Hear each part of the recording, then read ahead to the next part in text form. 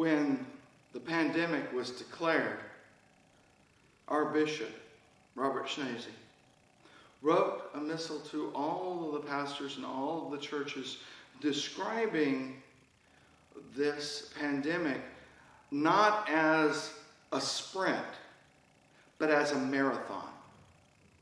And he reflected on his time as bishop in Missouri and how there was a difference preparing for a blizzard which rolls in and is incredibly disruptive, but then rolls out, and preparing for winter.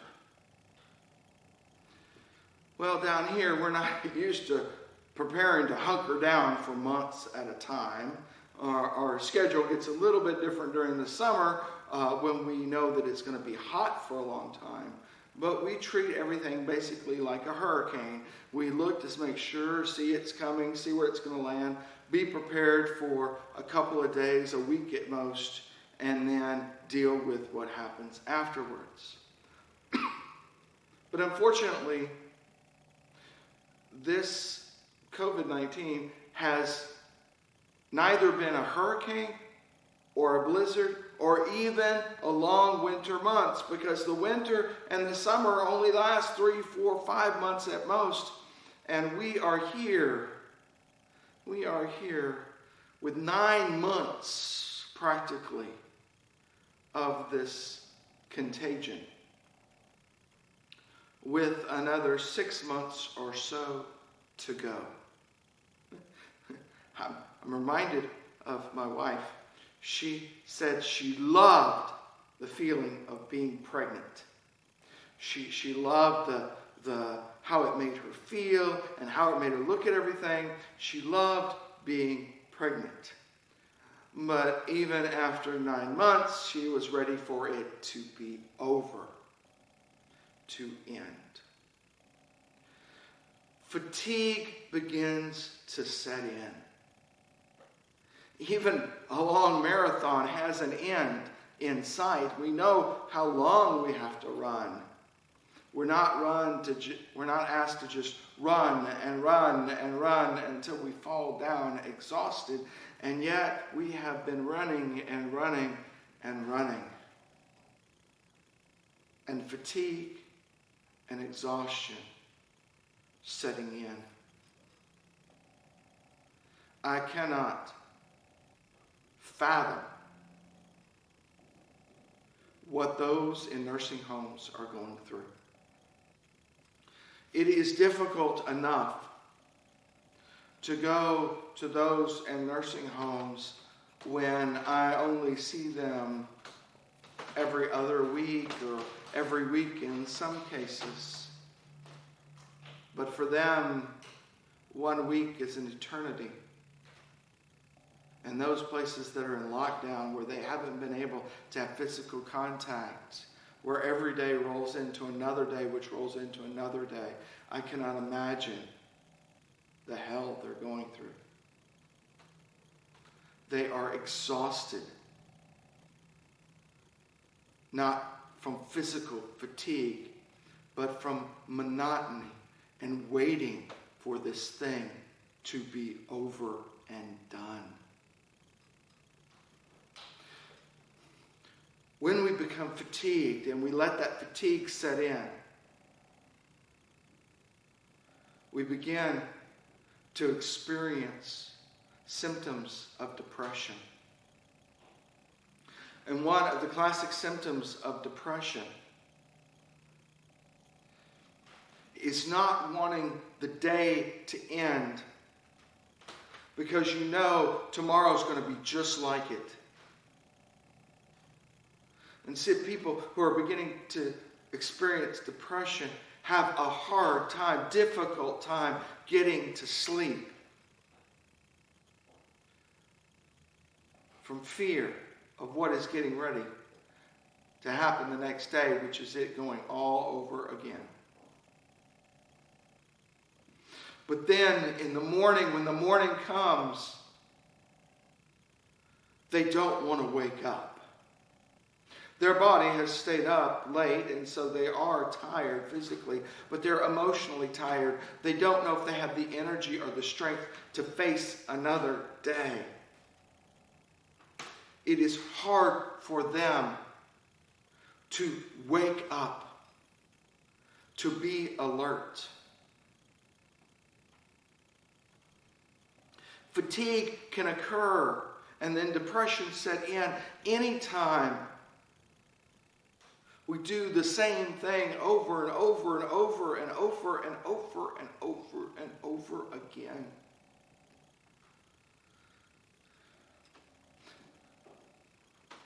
Just like waiting for Jesus to come. Waiting for the Messiah to arrive. Sitting there and waiting and waiting and waiting. Like a person who is waiting for that visitor to arrive. Have you ever been there where they were supposed to arrive, and the longer they delay, the slower time passes? And the more you look out, see, are they here yet? Have they arrived yet? And even if they're only half an hour late, it seems like they have been gone for an eternity. Because the longer we have to wait, the harder it is to wait. Especially when we know it's about here. Now, we may try to keep ourselves busy so that the fatigue doesn't set in, so that we don't think about what's to come. And that's another sign of depression. Another symptom is when we go over and we start doing things rapidly and doing as much as we can to keep ourselves busy so we don't have to face the end of the day. We don't have to face it all again. And so we become busy and make things busy. How many people do you know do this at Christmas time? They add load after load after load onto their plate and keep themselves busy, busy, busy, busy, busy. And many are trying to keep busy so that they can have the perfect Christmas, and all the time dreading that the perfect Christmas will not occur. And when Christmas does come and it is over, they are exhausted, worn out, and depressed even more, because now they have nothing to prepare for. And fatigue returns, but not at the same level. But it has doubled and tripled because it has been denied.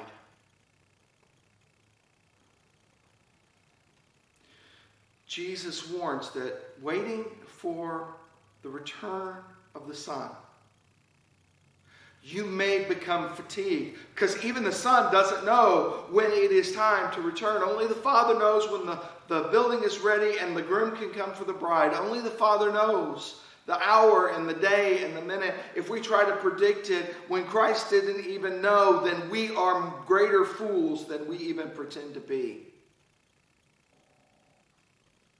Jesus says, look for the signs. Be aware of how things are going, but you cannot predict the day or the hour. But be aware. It's like when you know the hurricane season is coming. Prepare. It may not hit this year, but you need to be ready for when it does come. Jesus is coming this year. Jesus may already be here. Oh, if we had eyes to see and ears to hear. Don't let fatigue wear you down, but rather tap into the strength of God.